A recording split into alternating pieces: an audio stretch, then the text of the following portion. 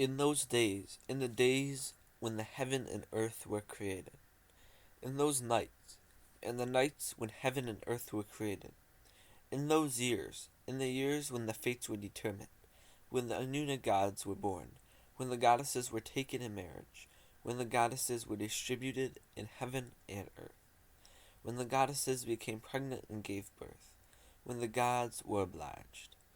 The senior gods oversaw the work, while the minor gods were bearing the toil. The gods were digging the canals and piling up the silt and harali. The gods, crushing the clay, began contemplating about this life. At that time, the one of great wisdom, the creator of all the senior gods, Enki, lay on his bed, not waking up from his sleep, in the deep anger of the subterranean water, the place, the inside, of which no other god knows. The god said, weeping, "He is the cause of lamenting. Ninmaḥ, the primeval mother who gave birth to the senior gods, took the tears of the gods to the one who lay sleeping, to the one who did not wake up from his bed, to her son. Are you really lying here asleep and not awake? The gods, your creatures, are smashing there. My son, wake up from your bed. Please apply the skill deriving from your wisdom and create a substitute for the gods so that they can be freed from their toil."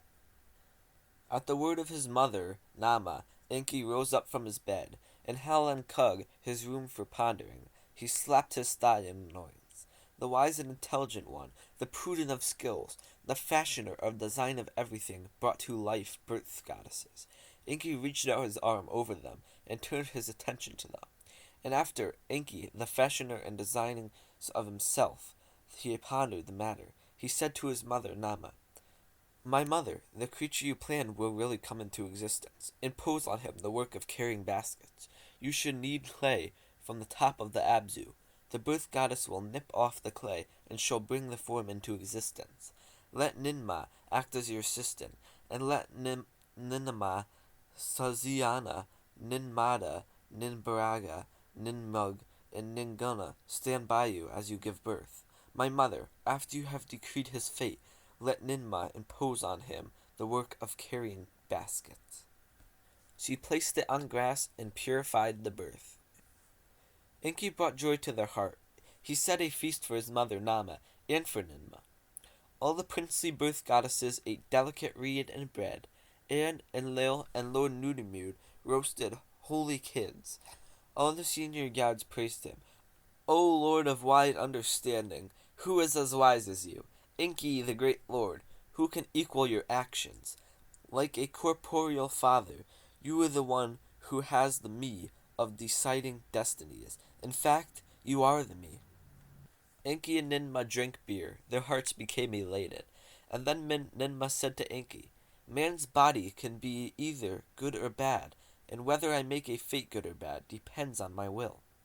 Enki answered Ninmaḥ, "I will counterbalance whatever fate, good or bad, you happen to decide."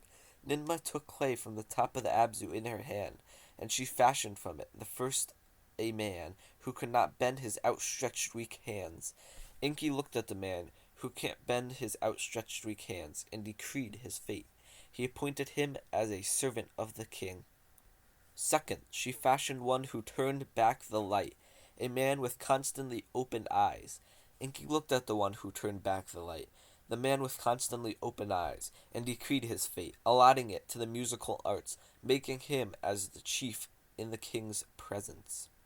She fashioned one, a third one, born an idiot. Enki looked at this one, the one born as an idiot, and decreed his fate. He appointed him as a servant of the king.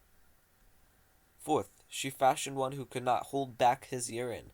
Enki looked at the one who could not hold back his urine and bathed him in enchanting water and drove out the Namtar demon from his body.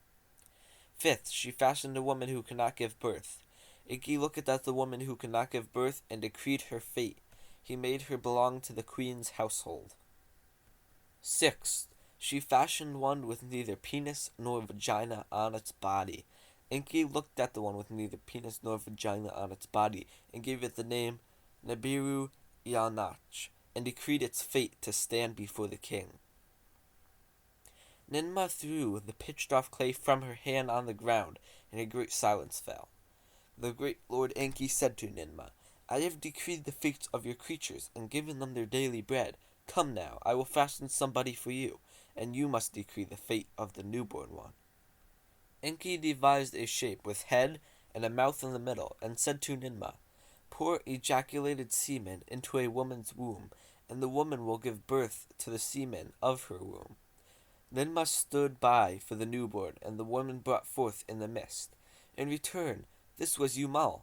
His head was afflicted, its eyes were afflicted, its neck was afflicted. It could hardly breathe.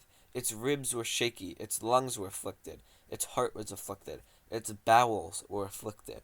With its hand and its lolling eyes, it could not put bread into its mouth. Its spine and head were dislocated. Its weak hips and shaky feet could not carry it on the field. Enki fashioned it in this way. Enki said to Ninmaḥ, For your creatures I have decreed a fate. I have given them their daily bread. Now you should decree a fate for my creature. Give him his daily bread too. Ninmaḥ looked at Yumal, and turned to him.